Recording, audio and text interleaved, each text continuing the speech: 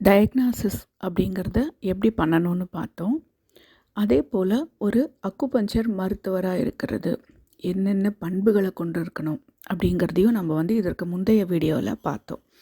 நம்ம எண்ணங்கள் தூய்மையாக இருக்கிறது, நம்ம சுற்றுப்புறத்தை தூய்மையாக வச்சுருக்கிறது, நம்முடைய ஆடைகளை சுத்தமாக வச்சுருக்கிறது, அவங்கக்கிட்ட பண்பாக பேசுகிறது, நம்மளுடைய உள் எண்ணங்களை, நம்மளுடைய மனசில் இருக்கிற பிரச்சனைகளோ, உடல் பிரச்சனைகளோ, இந்த மாதிரி நம்மை சார்ந்த ஒரு மருத்துவராக இருக்கக்கூடியவரோட எந்த பிரச்சனையும் அந்த மருத்துவ பயனாளிக்கிட்ட நம்ம காட்டக்கூடாது.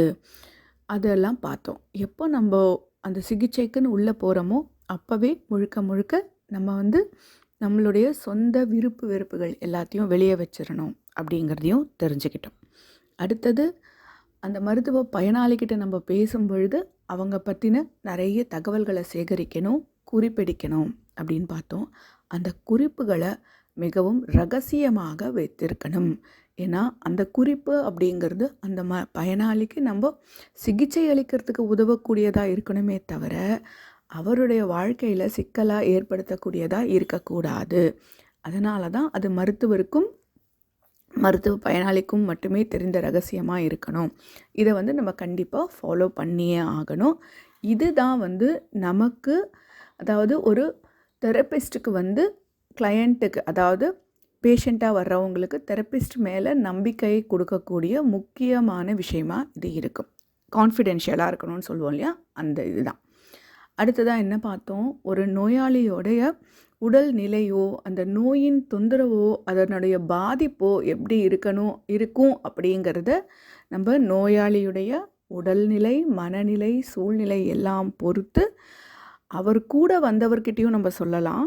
இல்லை யாருமே இல்லை அப்படிங்கிற பட்சத்தில் அவர்கிட்டையும் நம்ம எடுத்துரைக்க வேண்டியது மிக முக்கியமான விஷயம். ஆனால் அவங்கக்கிட்ட நம்ம விளக்கம் கொடுக்கக்கூடியது அவங்களை பயமுறுத்துவதாகவோ கவலைக்கு ஆளாக்குவதாகவோ இருக்கக்கூடாது. ஏற்கனவே அவங்க நோய் தொந்தரவில் பயத்தோடு தான் வந்திருப்பாங்க, ஒரு குழப்பத்தோடு தான் வந்திருப்பாங்க. அந்த குழப்பத்தையோ பயத்தையோ நம்ம மேலேயும் அதிகமாக்காமல் பக்குவமாக அவங்களுக்கு எடுத்து சொல்லணும். அதே போல் இது ஒரு தொந்தரவு கிடையாது, நம்மளுடைய வாழ்வியல் சூழ்நிலையை மாற்றி நம்ம மருத்துவ சிகிச்சை தொடர்ந்து கொடுக்கும் பொழுது உணவும் வாழ்வியலும் உங்களுடைய மருத்துவ சிகிச்சையும் இணைந்து இந்த நோய் தொந்தரவிலிருந்து நீங்கள் வெகு சீக்கிரமாக மீண்டு வந்துடுவீங்க அப்படிங்கிற சூழ்நிலையும் நீங்கள் அவங்களுக்கு எடுத்துரைக்கணும். அதாவது ஒரு நம்பிக்கையை கொடுக்கணும். அவங்களுடைய நோயின் தன்மை எப்படி இருந்தாலும் அதை அவங்களுக்கு தெரியப்படுத்தணும். அவங்க புரிஞ்சுக்கிற விதத்தில் பக்குவமாக நம்ம சொல்லக்கூடிய அளவுக்கு அந்த மருத்துவர் இருக்கணும். இப்போ அடுத்ததாக நம்ம என்ன பார்த்தோம், அந்த டயக்னாசிஸில் என்னென்ன விஷயங்கள் கலெக்ட் பண்ணணும்னு பார்த்தோம். ஒரு மருத்துவ பயனாளி சார்ந்த குறிப்புகள், அவங்க நோய் சார்ந்த குறிப்புகள், அதாவது எத்தனை நாளாக அவங்களுக்கு நோய் இருக்குது, அது அக்யூட்டா, சிவியரா, க்ரானிக்கா, இதெல்லாம் பார்த்தோம் இல்லையா. அப்படின்னா என்னங்க அப்படின்னா, ஒரு நாள் 2 நாள் இல்லை ஒரு வாரத்துக்குள்ள ஒரு திடீர்னு எனக்கு இந்த இடத்துல வீக்கம் வந்துருச்சு, திடீர்னு எனக்கு தலைவலிக்குது, அந்த மாதிரி சொல்கிறது திடீர் நோய்கள்னு சொல்கிறோம் இல்லையா, இதெல்லாமே அக்யூட் அப்படின்னு சொல்லுவோம். சிவியர் அப்படிங்கும்போது ஒரு நாள்பட்ட நோய் அப்படின்னு சொல்லலாம். அதாவது எப்படி இருக்கும்னா, ஒரு 3 மாதத்துலேருந்து 6 மாதத்துலேருந்து 2 வருஷங்கள் வரைக்கும் இருந்தது அப்படின்னா அதை நாள்பட்ட நோயின்னு சொல்லலாம். க்ரானிக் அப்படின்னு நீங்கள் சொல்லும் பொழுது உங்களுக்கு அடுத்ததாக தீவிரமான நோய் அப்படிங்கிற மாதிரியான ஒரு சூழ்நிலை போயிடும். அதாவது பல வருடங்களாக, இல்லைன்னா நோயின் முற்றிய நிலை அப்படின்னு சொல்லலாம். ஸோ நம்ம வரும் பொழுது அந்த மருத்துவ பயனாளிக்கு நோயினுடைய நிலை என்னன்னு தெரிஞ்சுக்கிறதுக்கு நம்ம இது சார்ந்த குறிப்புகள் தெரிஞ்சுக்கிறதும் அவசியம். அது மட்டும் இல்லாமல் அதை பற்றி நம்ம இன்னும் நிறைய கேள்விகள் கேட்கும் பொழுது அவங்க அந்த நோயினால் அவங்களுக்கு ஏற்படக்கூடிய அந்த பாதிப்புகளை பற்றி நம்ம கேட்கும் பொழுது நமக்கு எல்லாமே புரியும்.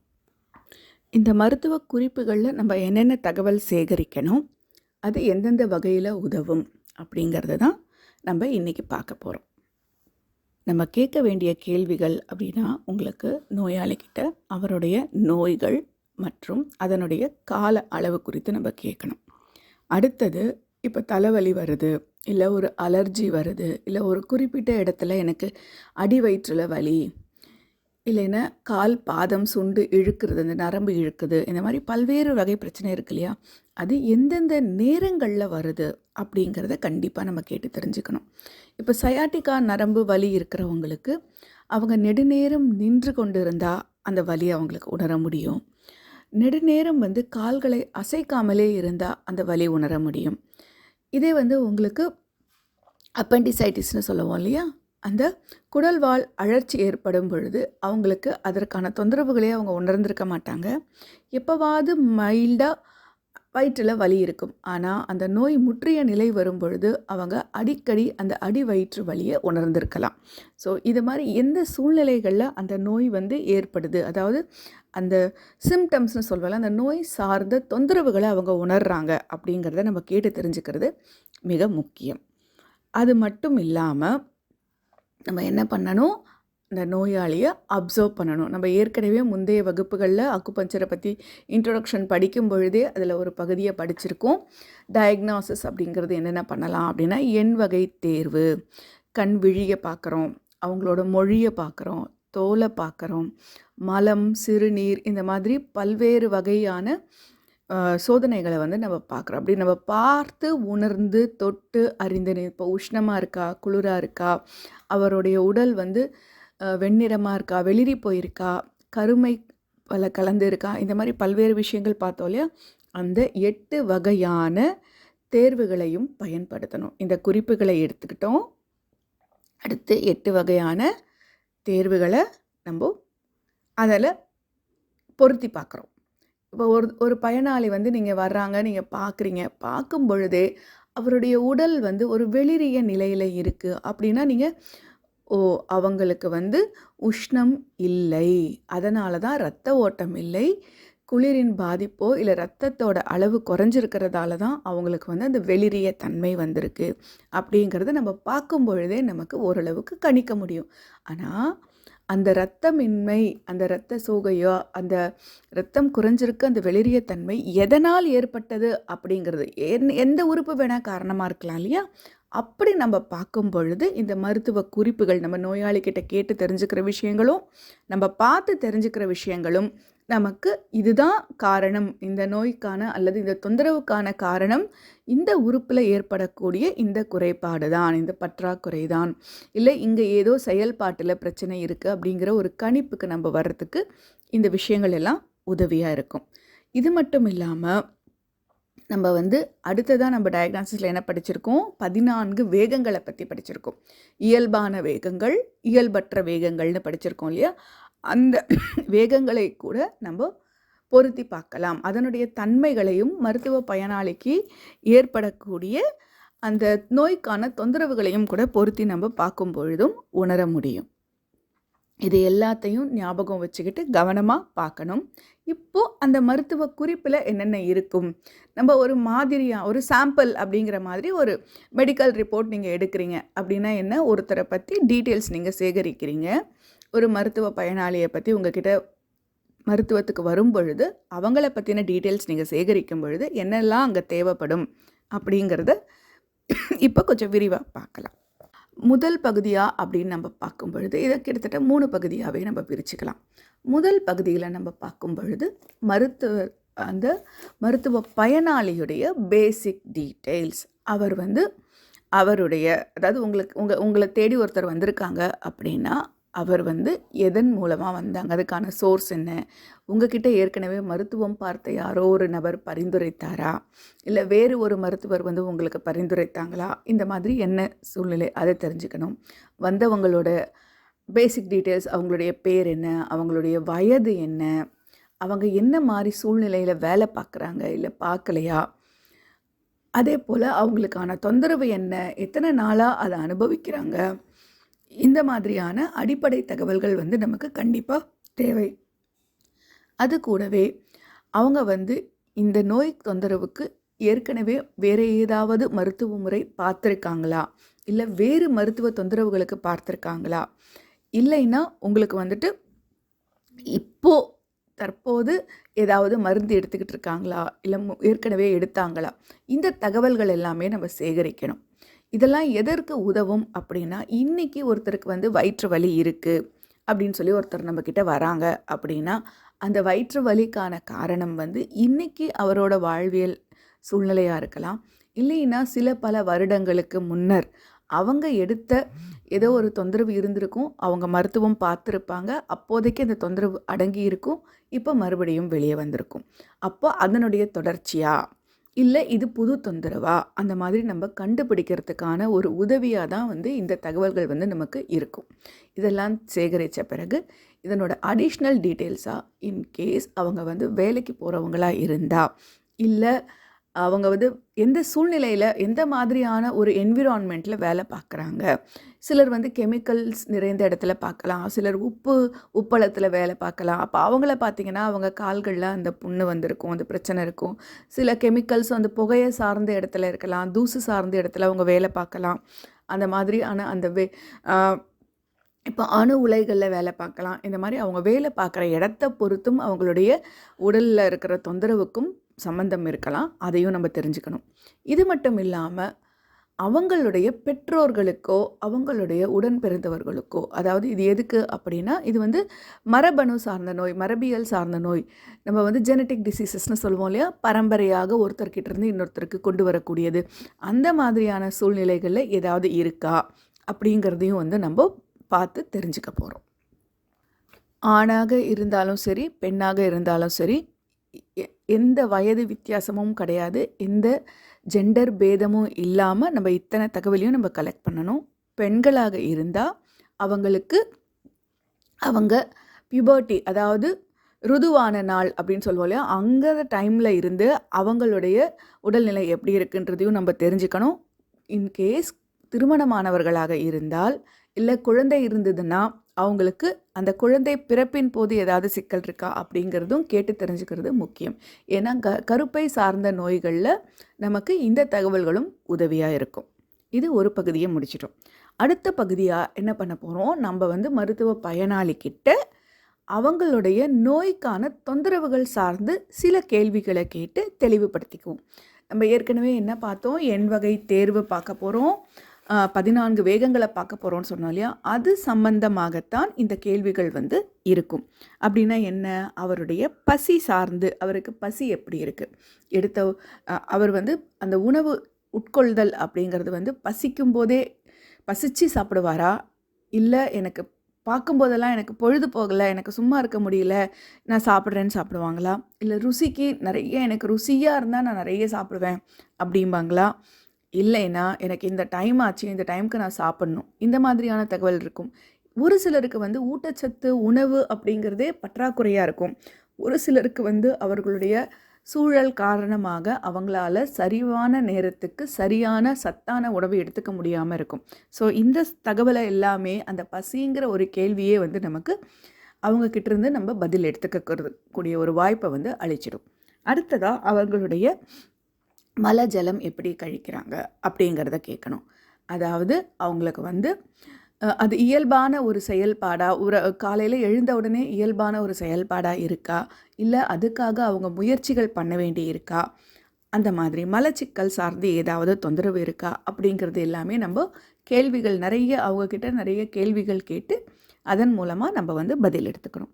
அடுத்ததாக சிறுநீர். இதுவுமே வந்து உங்களுக்கு சிறுநீர் வந்து ஒரு நாளைக்கு 6லேருந்து 7 தடவை வர்றது ஒரு ஆவரேஜான ஒரு சராசரி மனிதனுக்கான அளவுகோல்னு நம்ம வச்சுக்கிட்டோம்னா, அது அளவுக்கு அதிகமாக வருதா, குறைவாக வருதா, வெளிப்படக்கூடிய நீரின் அளவு என்ன, நிறம் என்ன, இதெல்லாம் நம்ம வந்து அவங்களால சொல்ல முடிஞ்சால் கேட்டு தெரிஞ்சுக்கலாம்.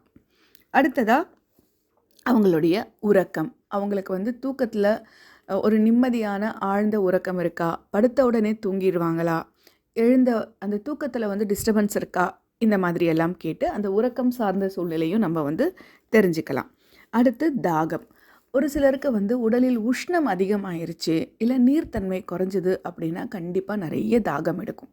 மற்றபடி பொதுவாக வந்து இந்த வெயில் காலத்தில் தாகம் எடுக்கிறது, குளிர்காலத்தில் நீர் தேவை இருக்காது, இதெல்லாம் விட்டுட்டு நம்ம உடலுக்கான நீர் தேவை இருந்தால் மட்டும்தான் நம்ம உடல் வந்து அந்த தாகத்தை கொடுக்கும். அந்த மாதிரியான விஷயத்தில் அவங்களுக்கு ஏதாவது ஒரு சேஞ்ச் இருக்கா, டிஸ்டர்பன்ஸ் இருக்கா அப்படிங்கிறது தெரிஞ்சுக்கணும். அடுத்து அவங்களுடைய சுவாசம், மூச்சு விடக்கூடிய தன்மை, அது வந்து அவங்களுக்கு மூச்சிறைப்பு இருக்கா, பேசும்போது மூச்சு வாங்குதா, நடக்கும்போது மூச்சு வாங்குதா, அந்த மாதிரி நிறைய விஷயங்களை அவங்கக்கிட்டேயும் கேட்கணும், நம்மளும் அப்சர்வ் பண்ணணும். அதே போல் அவருடைய உடல் வெப்பநிலையை பற்றி நம்ம கேட்டு தெரிஞ்சுக்கலாம்.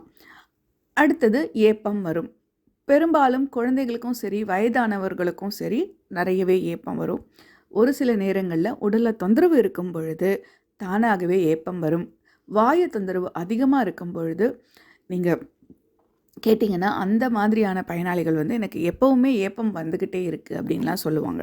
ஸோ இதுவுமே நமக்கு ஒரு அறிகுறியை தான் கொடுக்கும். அடுத்தது அவங்களுக்கு கொட்டாவி அதிகம் வருதா, அவங்களுடைய விழிநீரோட தன்மை, அதாவது சிலருக்கு வந்து ஒரு விஷயங்களை பார்த்துக்கிட்டே இருக்கும்போது கண்ணில் தானாகவே தண்ணி வரும். அந்த கண்ணு வந்து அவங்களுக்கு அந்த ப்ரெஷரை, அந்த பார்க்கக்கூடிய தன்மையில் வந்து அதுக்கு இழந்துருச்சு அப்படின்னா, இல்லை உஷ்ணம் அதிகமாகிடுச்சு, ஏதோ ஒரு உள்ள தொந்தரவு இருக்குது அப்படின்னா உங்களுக்கு கண்டிப்பாக அந்த விழிநீரோட தன்மையிலையும் நம்ம தெரிஞ்சுக்க முடியும். இதே போல் அவங்களுக்கு வரக்கூடிய தும்மல், விக்கல், அடிக்கடி வரக்கூடிய வாந்தி, இந்த மாதிரி விஷயங்களையும் கேட்டு தெரிஞ்சுக்கணும்.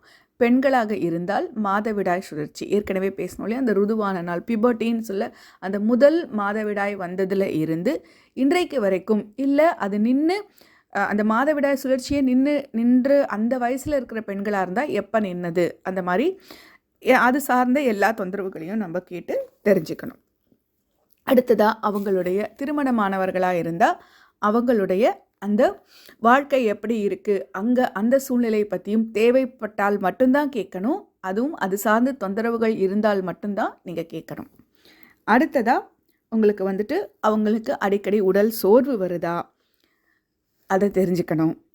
எந்தெந்த சூழ்நிலைகளில் அந்த சோர்வு வருதுன்னு தெரிஞ்சுக்கலாம். அடுத்தது நம்னஸ், மதப்பு. இப்போ சொன்னோம் இல்லையா, சயாட்டிக்கா அப்படிங்கிற மாதிரி தொந்தரவு இருக்கிறவங்களுக்கு கால்கள் மரத்து போகும். இப்போது கை வலி, ரத்த ஓட்டம் எங்கெல்லாம் இல்லையோ அந்த இடத்துல, அவங்க இயக்கம் எங்கெல்லாம் இல்லையோ அங்கெல்லாம் மதப்பு இருக்கும். அதெல்லாம் வந்து நம்ம கேட்டு தெரிஞ்சுக்கலாம். அது எந்த சூழ்நிலையில் வருது அப்படிங்கிறதையும் தெரிஞ்சுக்கலாம். இதே போல் அடிக்கடி அவங்களுக்கு படபடப்பு வருதா, இரத்த அழுத்தம் ஏதாவது இருக்கா, இரத்த போக்கு இருக்கா, சிலருக்கு வந்து உஷ்ணத்தின் தன்மை அதிகமாச்சுன்னா மலத்துலேயும் உங்களுக்கு ரத்தம் வெளியேறும், மூக்குலேருந்தும் ரத்தம் வெளியேறும். இல்லை உங்களுக்கு வந்து இரைப்பை சார்ந்த தொந்தரவுகள், இல்லை உணவு குழாய் சார்ந்த தொந்தரவுகள் இருந்தது அப்படின்னா உங்களுக்கு வாய் வழியாகவும் எச்சில்லையும் உங்களுக்கு வந்து ரத்தம் வெளியேறும். இந்த மாதிரியான குறிப்புகள் வந்து நமக்கு அவங்களுடைய நோய் சார்ந்து நம்ம தெரிஞ்சுக்கிறதுக்கு உதவியாக இருக்கும். அடுத்ததாக அவங்களுக்கு தலை சுற்றல் இருக்கா, இதில் வந்து பல வகை இருக்குது. நீங்கள் கேட்டுக்கலாம், எந்தெந்த சூழ்நிலைகளில் தலைவலி வருது, தலை சுற்றல் வருது, இதெல்லாம் நீங்கள் கேட்கலாம். அடிக்கடி காய்ச்சல் வருமா அப்படிங்கிறத கேட்கலாம். அவங்களுடைய உடல் எடை தன்மை எப்படி இருக்குது, அவங்க மெலிந்த தேகமுடையவங்களாக இருக்கிறாங்களா, பருத்த உடல் இருக்கிறவங்களா இருக்காங்களா, இந்த மாதிரியும் நீங்கள் கேட்டு தெரிஞ்சுக்கலாம். நீங்கள் பார்த்தும் தெரிஞ்சுக்கலாம். நம்ம வந்து ஏற்கனவே படிச்சிருக்கோம், ஒரு பூதம் சார்ந்த தன்மை இருக்கிறவங்களுக்கு ஒரு மாதிரி உடல் வாகு இருக்கும், உடல் எடை இருக்குன்னு பார்த்தோம்.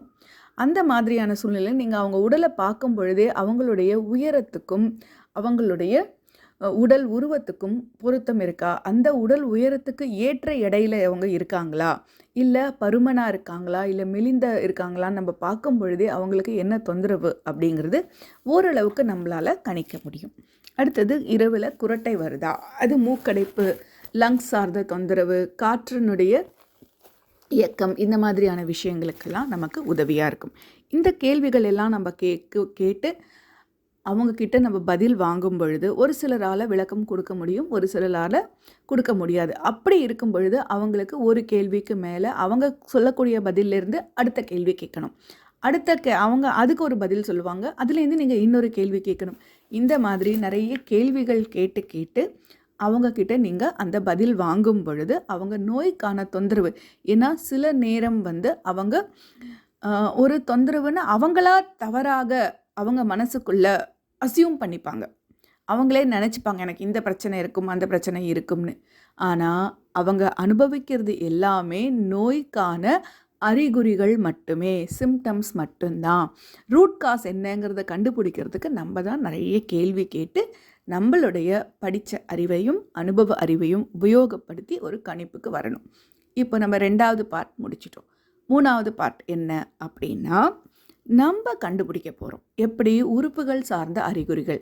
ஃபஸ்ட்டு என்ன பண்ணோம், அவங்களுக்கு என்ன நோய் இருக்குதுன்னு கேட்டோம், எத்தனை நாள் இருக்குதுன்னு கேட்டோம், அவங்களோட பேக்ரவுண்ட் செக் பண்ணிக்கிட்டோம், எந்தெந்த காரணத்துக்காக நோய் ஏற்பட்டிருக்கலாம் அப்படிங்கிறதுக்கு, அவங்களுடைய பேரண்ட்ஸ் பற்றி, அவங்களுடைய ஒர்க்கிங் ஸ்டைலை பற்றி கேட்டோம், எங்கே ஒர்க் பண்ணுறாங்கன்னு கேட்டோம், இந்த மாதிரி நிறைய கேட்டோம். அடுத்து எக்ஸ்டர்னலாக நமக்கு உண்டான அந்த எண் வகை தேர்வுக்கு 14 வேகங்களை பற்றியும் நம்ம கேட்டு தெரிஞ்சுக்கிட்டோம். அடுத்ததாக என்ன பண்ண போகிறோம், நம்மளுடைய அறிவை வச்சு அவங்களுடைய உறுப்புகளுக்கு இருக்கக்கூடிய தொந்தரவுகளுக்கான அறிகுறிகள், நம்ம ஏற்கனவே பஞ்சபூதத்தை பற்றி படிக்கும் பொழுது இந்த பூதம் அதிகமாக இருந்தால் இந்த உறுப்பில் இந்த தொந்தரவு வரும் அப்படின்னு பார்த்தோம். அந்த மாதிரி அந்த படித்த அறிவை வச்சு அக்குபஞ்சர் கோட்பாடுகளை அடுத்து நம்ம பண்ண போகிறோம். இப்போ உறுப்புகளில் என்ன தொந்தரவு இருக்கலாம் அப்படின்னு நம்ம பார்க்கும் பொழுது தோலனுடைய அறிகுறிகளை அப்சர்வ் பண்ணுறோம். அப்படின்னா என்ன, தோல் ஏற்கனவே பண்ணோம், வெளிரி இருக்கா, கருத்து இருக்கா, சுரசுரப்பாக இருக்கா, அதில் ஈரப்பதம் இருக்கா அப்படின்னு நீங்கள் பார்க்கும் பொழுதே அந்த சுருக்கம் இருக்கா, ஒரு பிறந்த இளம் குழந்தையோட தோல் எவ்வளவு ஷைனிங்காக மிருதுவாக அழகாக இருக்கும், ஒரு 10 வயது குழந்தையோட தோல் எப்படி இருக்கும், ஒரு 20 வயது வாலிப வயதில் இருக்கிறவங்களுடைய தோல் எப்படி இருக்கும், ஒரு 60 வயதில் இருக்கிறவங்களுடைய தோல் சுருக்கங்களோடு இருக்கும். இந்த மாதிரியான டிஃப்ரென்ஸ் நமக்கு தெரியும் பொழுது அதில் என்னென்ன மாற்றம் வரும் அப்படிங்கிறது நம்ம அந்த பஞ்சபூதங்கள் சார்ந்த தொந்தரவுகளை பார்க்குறோம். இந்த மாதிரி பல்வேறு விஷயங்களை நம்ம அப்சர்வ் பண்ணணும். அடுத்து அவங்க உடலுக்குள்ளே இருக்கக்கூடிய ரோமத்தின் அறிகுறிகள் அப்படின்னா என்ன அப்படின்னு பார்க்கும் பொழுது இதை நம்ம 2 வகையாக பிரிக்கலாம். தலையில் இருக்கக்கூடிய அந்த ஹேர், தலைமுடின்னு சொல்லுவோம் இல்லையா, அது உடலில் இருக்கக்கூடிய அந்த ரோமம், முடி, கூந்தல், அதாவது உடலில் இருக்கக்கூடிய அந்த ஹேர், பாடி ஹேர்னு சொல்லுவோம். இது எப்படி நம்ம பிரிக்கலாம் அப்படிங்கும் பொழுது, ஒரு தலைமுடின்னு நீங்கள் பார்த்தீங்கன்னா அவங்களுக்கு ஒரு ஹெல்தியான கிட்னி இருந்ததுன்னா, அவங்களுக்கு ஒரு ஹெல்தியான உடலில் சத்துலாம் கிடைக்கக்கூடிய சூழ்நிலை இருந்தது, உஷ்ணத்தோட அளவு கரெக்டாக இருந்துச்சு அப்படின்னா அவங்க அதையும் நம்ம தலைமுடியில் நம்ம பார்க்கலாம். அதாவது அவங்க ஹேர், அவங்களுடைய தலை கூந்தலானது நல்லா ஸ்ட்ராங்காக இருக்கும், நல்லா வளமையாக உங்களுக்கு தெரியும். நீங்கள் நரிஷ்மெண்ட் அப்படின்னு சொல்லக்கூடிய ஒரு விஷயம், நீங்கள் ஷைனிங்காக இருக்கும், நீங்கள் பார்க்க முடியும். இதே அவங்களுக்கு உடலில் சத்து குறைபாடு இருக்குது, உஷ்ணம் இருக்குது, ஏதோ தொந்தரவு இருக்குன்னா அந்த கூந்தல் ஒன்று அவங்களுக்கு பால்ட் ஹெட், அதாவது சொட்டை விழுந்திருக்கலாம், முடி அங்கங்கே உதிர்ற தொந்தரவு இருக்கலாம், இல்லை அந்த கூந்தலுடைய அந்த நரிஷ்மெண்ட்டில் அது மெலிந்து இருக்கலாம், இல்லை உடஞ்சி இருக்கலாம். இந்த மாதிரி விஷயங்கள் எல்லாம் நம்ம பார்க்கணும். இதே உடலில் நம்ம பார்க்கும் பொழுது ஆண்களுக்கு கைகள்லையோ கால்கள்லையோ மார்பிலையோ மீசையிலையோ முடி வளர்கிறதுக்கான வாய்ப்புகள் இருக்குது. அதாவது ஆண்களுக்கு அது வளரும், ஆனால் பெண்களுக்கான சூழ்நிலை அப்படி கிடையாது.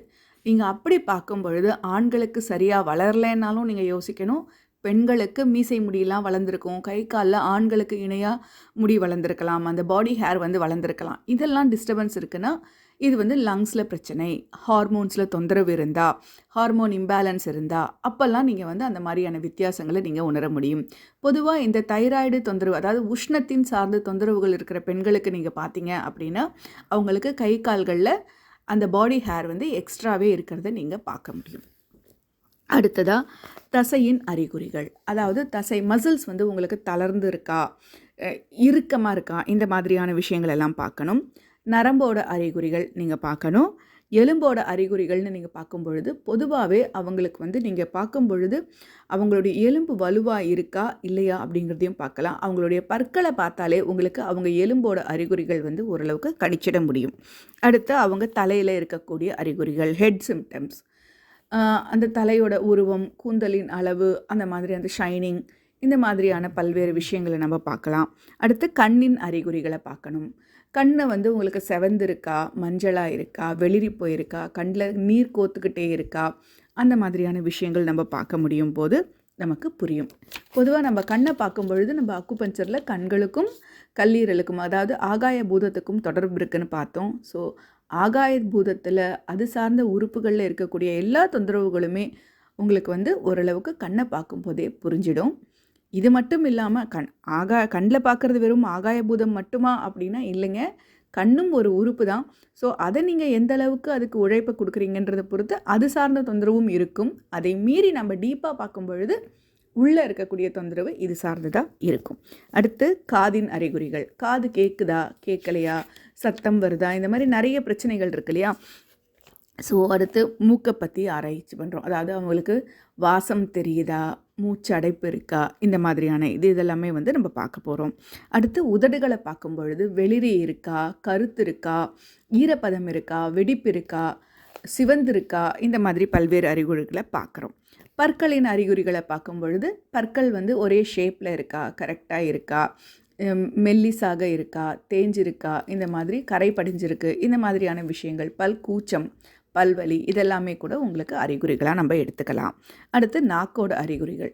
இது ரொம்ப முக்கியமான ஒரு விஷயம். ஏன்னா நம்ம வந்து டங் டயக்னாசிஸ்னு ஒரு தனிப்பட்ட ஒரு பகுதியே இருக்குது. இந்த நாக்கை வச்சே நம்ம வந்து நோய்க்குறிகளை தெரிஞ்சுக்கிறதுக்கு இருக்குது. அடுத்து தொண்டைக்கானது. உங்களுக்கு அந்த உங்களோட வாய்ஸ் எப்படி இருக்குது, வலி இருக்கா, முழுங்க முடியுதா, இந்த மாதிரியான தொந்தரவுகள். அடுத்து நுரையீரலுக்கான அறிகுறிகளை பார்க்குறோம். அப்படின்னா என்ன, மூச்சு வாங்குறதா, உங்களுக்கு மூச்சிறைப்பு இருக்கா, பேச்சில் தொந்தரவு இருக்கா, இந்த மாதிரியான பல்வேறு விஷயங்கள். இருதயத்தோட அறிகுறிகள் அப்படின்னு நம்ம பார்க்கும் பொழுது படபடப்பு இருக்கா, இரத்த அழுத்தம் இருக்கா, அதெல்லாம் நம்ம வந்து உணர்கிறோம். இரத்த குழாய்களோட அறிகுறிகள் அப்படின்னு பார்க்கும் பொழுது ரொம்ப சிம்பிளாக நம்ம சொல்லக்கூடிய எக்ஸாம்பிள் அப்படின்னா இந்த வெரிகோஸ் வெயின்ஸ், சிலந்தி நரம்பு அப்படின்னு சொல்லுவாங்க. அதாவது ஒரு சிலருக்கு வந்து நரம்பு கை கால்களில் நீங்கள் பார்த்தீங்கன்னா அந்த நரம்பு புடச்சிக்கிட்டு வெளியே தெரியும். அந்த கோவம் வரும்போதெல்லாம் நீங்கள் பார்த்தீங்கன்னா அந்த நரம்பை பார்க்க முடியும். அந்த மாதிரியான சூழ்நிலை. இதே வந்து வெரிகோஸ் வெயின்ஸ் இருக்கிறவங்களுக்கு கை கால்களில் அந்த நரம்புகள் வந்து புடச்சிக்கிட்டு தனித்தனியாக அங்கங்கே சிலந்தி மாதிரியே உங்களுக்கு தெரியும். அதனுடைய நிறம் வந்து மஞ்சள், இது பச்சையில் இருக்கலாம், வயலட் பர்பிள் கலரில் இருக்கலாம். சில நேரங்களில் ரொம்ப இரத்த ஓட்டம் பிரச்சனையாக இருந்ததுன்னா கருமை நிறத்தில் கூட இருக்கும். இதே போல் இரைப்பையோட அறிகுறிகள், குடலோட அறிகுறிகள் அப்படின்னு நம்ம பார்க்கும் பொழுது உங்களுக்கு பசியோட தன்மை, இதெல்லாமே நம்ம நோட் பண்ணி அங்கே எழுதி வச்சுக்கணும். குடலோட அறிகுறிகள்னால் உங்களுக்கு ஜீரணத்தன்மை எப்படி இருக்குது, மலச்சிக்கல் எப்படி இருக்குது, இந்த மாதிரியான விஷயங்கள் எல்லாமே நம்ம தெரிஞ்சுக்கணும். அடுத்ததாக சிறுநீரகத்தோட அறிகுறிகள் அப்படிங்கும்போது மலஜலத்தோட அந்த அளவு எப்படி இருக்குது, இதெல்லாமும் தெரிஞ்சுக்கலாம். உடலுடைய உஷ்ணத்தன்மை, குளிர்த்தன்மை, தாகம் எடுக்கும் தன்மை, இதெல்லாமே நமக்கு வந்து ஏற்கனவே இதெல்லாம் நம்ம எங்கே கனெக்ட் பண்ணுறோம் அப்படின்னா நம்ம படிக்கும் பொழுதே அப்போவே வந்து பஞ்சபூதத்துக்கான குணங்களை பார்த்தோம், அதனுடைய தன்மைகள் பார்த்தோம், அது அதிகரித்தா என்ன ஆகும், குறைஞ்சா என்ன ஆகும்னு பார்த்தோம். அந்த பஞ்சபூதங்களுக்கு தொடர்புடைய உறுப்புகளையும் 12 ராஜ உறுப்புகளையும் பார்த்தோம் இல்லையா. இதெல்லாம் வச்சு தான் நம்ம வந்து கணிக்கிறோம். அடுத்ததாக பிறப்புறுப்பில் இருக்கக்கூடிய அறிகுறிகள், அதாவது ஆண்களோ பெண்களோ அவங்கவுங்களுக்கு அங்கே ஏற்படக்கூடிய பர்டிகுலர் தொந்தரவுகளை பற்றி நம்ம கேட்டு தெரிஞ்சுக்கலாம். அடுத்து கருப்பையில் சார்ந்த அறிகுறிகள், அதாவது உங்களுக்கு வந்து மாதவிடாய் சுழற்சி, அந்த மென்சுரேஷன் வந்து எப்படி இருக்குது, அந்த இரத்தத்தின் அளவு கரைஞ்சிருக்கா, கூடியிருக்கா, இதெல்லாமே வந்து நம்ம கருப்பை சார்ந்து பார்க்குறோம். அடுத்ததாக மனதின் அறிகுறிகள், அவங்களுக்கு வந்து பயம் இருக்கா, பதட்டம் இருக்கா, குழப்பம் இருக்கா, இந்த மாதிரியான விஷயங்கள் வந்து நம்ம அவங்க பேச்சில் இருந்தே அவங்களுடைய நடவடிக்கையில் இருந்தே நம்மளால் உணர முடியும். இது இத்தனை விஷயங்களையும் நம்ம பார்த்துட்டு புரிஞ்சுக்கிட்டு இப்போ என்ன பண்ணோம், அவங்கக்கிட்ட பர்சனலாக கேட்டோம், நம்ம வந்து இது சார்ந்து எல்லா கேள்விகளையும் கேட்டோம். அடுத்து நம்ம படித்த அந்த அனுபவத்தை வச்சு நம்ம வந்து அந்த படித்ததையும் நம்மளுடைய அனுபவத்தையும் வச்சு என்னென்ன உறுப்புகள் சார்ந்து தொந்தரவுகள் இருக்கலாம் அப்படிங்கிறத குறிச்சிக்கிட்டோம். இதெல்லாம் முடித்து இது இல்லாமல் அவங்க ஏதாவது சொல்கிறாங்களா, இது தகவல் இல்லாமல் வேறு ஏதாவது கொடுத்தாலும் நம்ம குறிப்பெடுத்துக்கணும். இல்லை நமக்கு ஏதாவது தோணினாலும் நம்ம வந்து குறிப்பெடுத்து வச்சுக்கிட்டு இந்த எத்தனை விஷயங்களையும் எடுத்து என்னென்ன இடத்துக்கு இதெல்லாம் நோய்க்குறிகள் வந்து பொருந்துது அப்படிங்கிறத பார்த்து நம்ம வந்து ஏற்கனவே பஞ்சபூத சுழற்சி முறைகளை பார்த்துருக்கோம். அதன் மூலமாக அந்த சுழற்சிகளை வந்து இந்த நோய்க்குறிகளை கண்டுபிடிக்கிறதுக்கும் பயன்படுத்தலாம், நோய்க்கு தீர்வளிக்கிறதுக்கு புள்ளிகளை தேர்ந்தெடுக்கிறதுக்கும் நம்ம வந்து பயன்படுத்தலாம். என்ன மாதிரி இருக்கும் அப்படிங்கிறத பார்த்து அதுக்கேற்ற மாதிரி பண்ணணும். இப்போ வந்து நம்ம நோயாளிக்கிட்ட என்னென்ன தேவையான குறிப்புகள் வந்து வாங்கிட்டோம், நம்மளுடைய அறிவை வச்சு என்ன மாதிரியான நோய் இருக்கும் அப்படிங்கிறதையும் பார்த்துட்டோம். அடுத்ததாக அந்த நோய்க்கு நம்ம என்ன மாதிரியான தீர்வளிக்கலாம், அது வந்து அக்குபஞ்சர் சார்ந்த புள்ளிகளை தேர்ந்தெடுக்கிறதா இருக்கலாம், அதனுடன் அவங்களுக்கு வந்து வாழ்வியல் மாற்றங்களை நம்ம கொடுக்கறதா இருக்கலாம், உணவில் மாற்றங்கள் கொடுக்கறதா இருக்கலாம். இது என்னென்ன அப்படிங்கிறதையும் நம்ம வந்து அடுத்த வகுப்பில் பார்க்கலாம்.